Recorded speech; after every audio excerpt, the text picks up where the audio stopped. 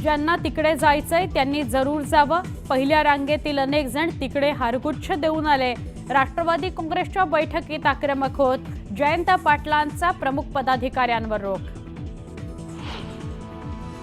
राष्ट्रवादी काँग्रेस शरदचंद्र पवारांच्या पक्षात येत्या 15 दिवसात मोठे संघटनात्मक बदल होण्याची शक्यता। प्रदेशाध्यक्ष पदासह इतरही महत्त्वाचे बदल होतील। प्रदेशाध्यक्ष पदासाठी जयंत पाटील, राजेश टोपेंचं नाव।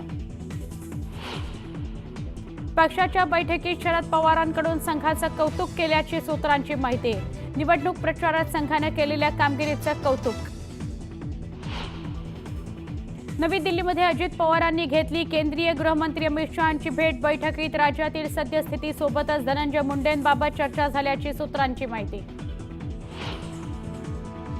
बीडच्या परळी मतदारसंघातील लाडकी बहीण समितीच्या अध्यक्षपदी अजूनही वाल्मिक कराड कायम। पालकमंत्री मुंडेंच्या शिफारसीवरून नियुक्ती। कराडवर गुन्हे दाखल असूनही नियुक्ती कशी काय, चर्चांना उधाण।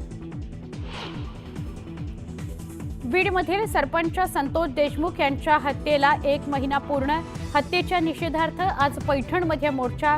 मनोज जरांगे, सुरेश धस सहभागी होणार। राज्यातील गावगाडा आज होणार ठप्प। संतोष देशमुखांच्या हत्येच्या निषेधार्थ राज्यभरातील ग्रामपंचायती राहणार बंद। अखिल भारतीय सरपंच परिषदेचा निर्णय।